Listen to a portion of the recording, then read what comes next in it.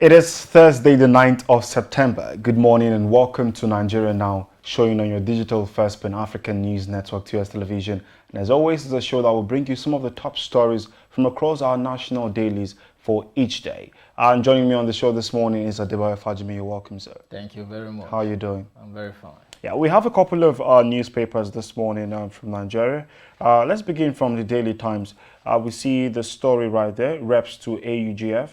You're guilty of reckless spending. A writer underneath that story says, uncovers 1.9 million naira spent on empty clinic. The very gaping headline there, just underneath the picture of the day, there is security agencies requested for Telecom shutdown in Zamfara.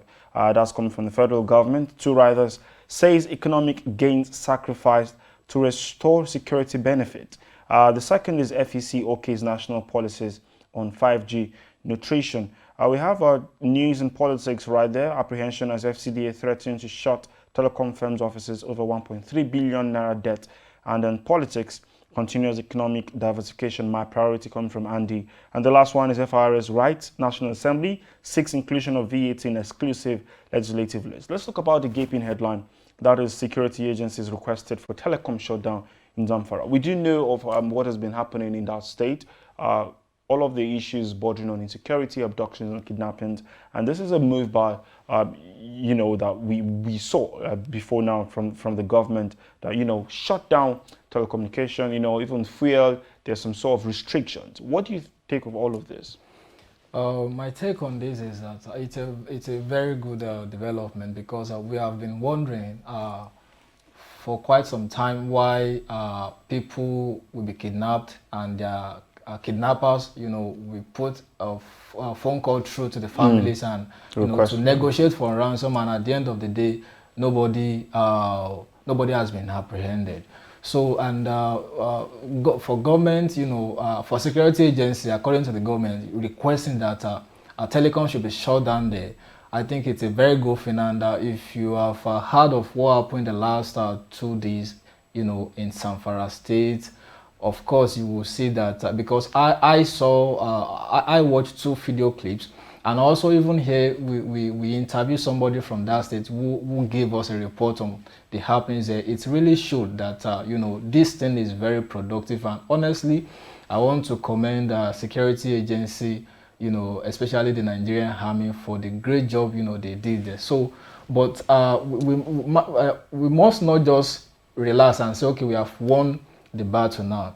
Do you understand? So we need to sustain, we need to sustain the effort, the initiative to ensure that we critically contain this. And also, even if this is contained, we must ensure that it is a problem that Nigeria refused to solve yesterday that is manifesting today. So it is a very good initiative and a very good idea. So to now, let's borrow a headline from Blueprint newspaper. The very gaping headline again talking about Zamfara telecom shutdown. It says 7 days after tension mount over fate of abducted 73 school kids. We have a couple of others. Now the first one right there is we can't communicate with our children. That's coming from the parent. Now, if telecom is shut down in a state or in an environment, it means there is zero or no communication at all. So if you're saying it's a good initiative, what is now the fate of the people, the parents who are trying to reach to know that their words, their loved ones are doing fine? This is not going to be for a long time. In whatever aim or whatever goal, whatever thing we want to achieve, of course, there will be sacrifice. So I think this is one of the sacrifices, one of the sacrifices or one of the prices, we need to pay, as people. So I don't see it, happening for a long time. It's going to be for a short period of time so as to be able to, halt this menace and ensure that everybody is at peace. So my encouragement is just that, the people, clamoring for the restoration of telecom service, should just exercise patience and cooperate maximally with government so as to ensure that everything goes the way it's supposed to go. And yes, this number of 73, like 73 school kids, is actually a number that, is worrisome. We have other riders. They say they threaten to waste them if we fail to pay 750 million. I guess talking about ransom. Other riders there says residents lament inability to withdraw money from banks. Talking about a restriction as well. Government arrest 100 violators, seizes vehicles transporting food to bandits. Then fleeing bandits abduct 20 in Sokoto community. Shutdown working coming from Zamfara state government. And all of that can be found on page 6. It's still on that blueprint from the very top. Zenith Access Bank, GTB, 7 others reap big from e-banking fees. And underneath is NNPC consolidate on gains, publishes 2020 audited financial account that can be found on page 22. And under the blueprint tag there is VAT, that's VAT, not possible at state, subnational levels, FRS insist. Two riders. The first is no going back on tax collection coming from Lagos State government. Also VAT war, banks, other businesses risk sanction in Rivers, says Wike. That's coming from page 21. This VAT has been a topic of discussion the last couple of days.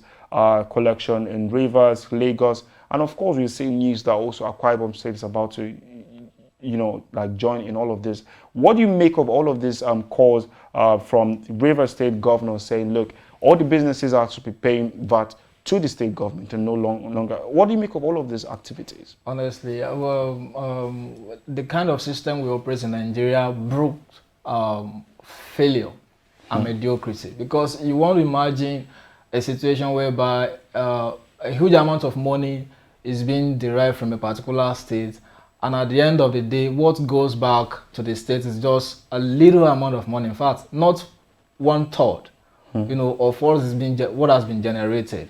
And at the end of the day, you discover that even those leaders in all other states who are not doing anything, get more. So this system, brooks mediocrity and poor leadership. Do you understand? Yes. As what I see happening, or what I see coming up, with this agitation, yes, is that it's going to put leadership to test. For quite some time, we have seen several politicians who are now political leaders today, whether as governors, senators, or as president, who will tell you during their campaign that, see, when I get to office, I'm going to increase the internally generated. Yes.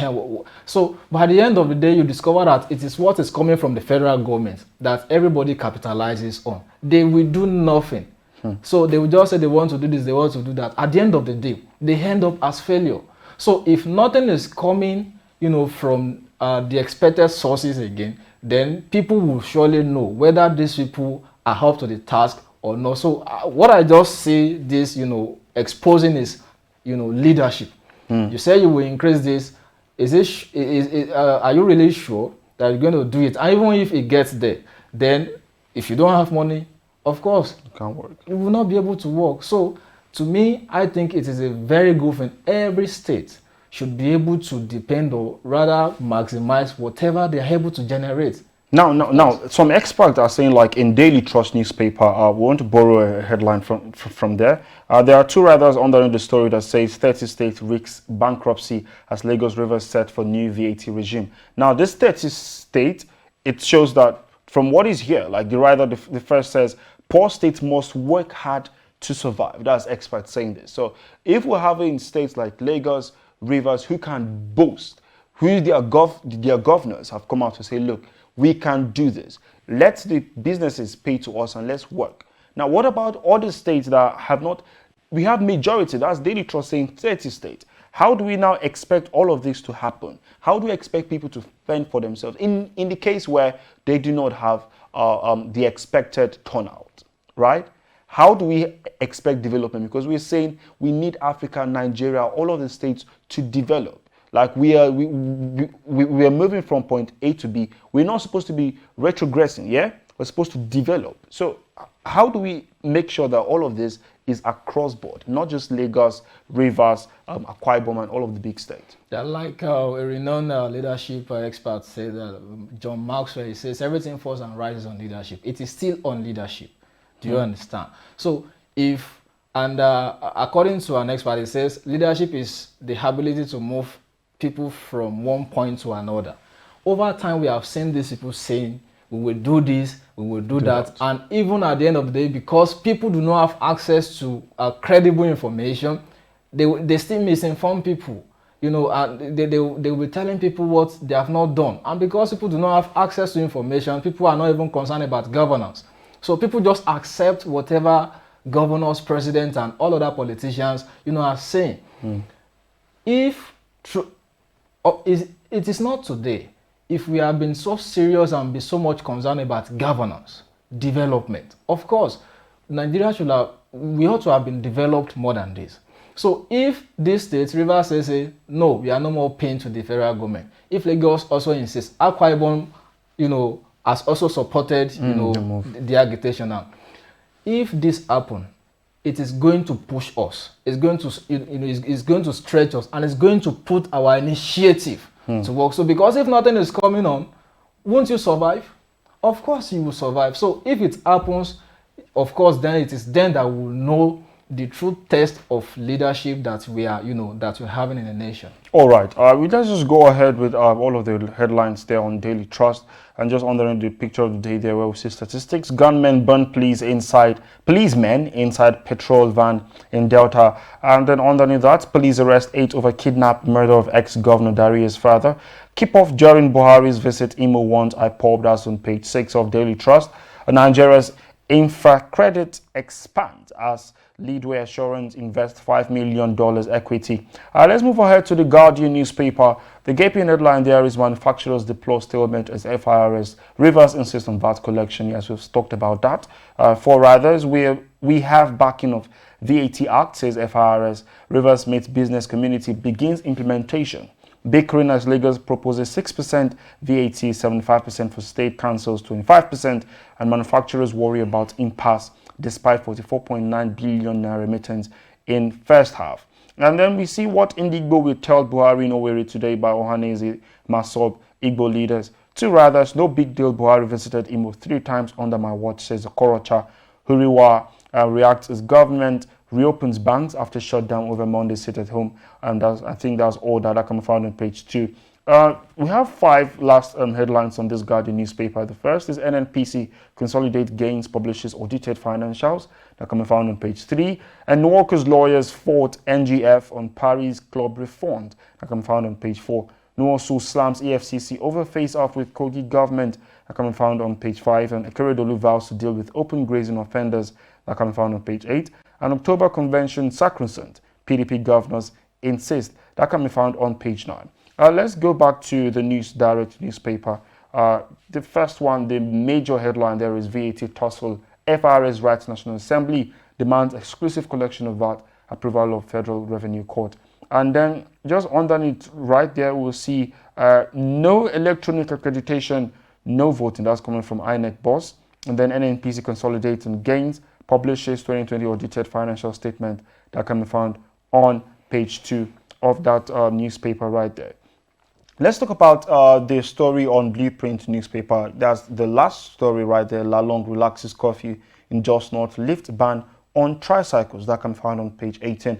Do you think lifting, having curfews, lifting the ban on curfews, having curfews back to back, do you think is actually working? Of course, it will work, and I want to believe, according to a security meeting that the governor had on Tuesday, according to him, he said what the information, the girls and the result of the curfew has really shown that things are going back to normalcy. So I want to believe most sincerely that it's because if it's not going to work, it's not going to give you a joy. Nobody is going to be happy as a leader seeing your people being killed, lawlessly, and without.